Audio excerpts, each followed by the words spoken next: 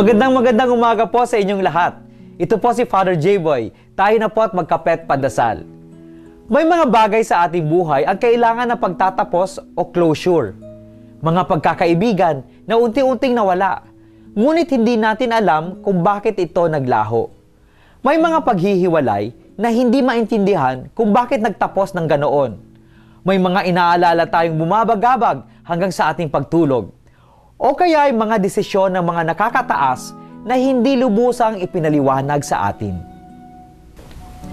Mahalaga ang pagtatapos upang tayo ay makapagsimula muli.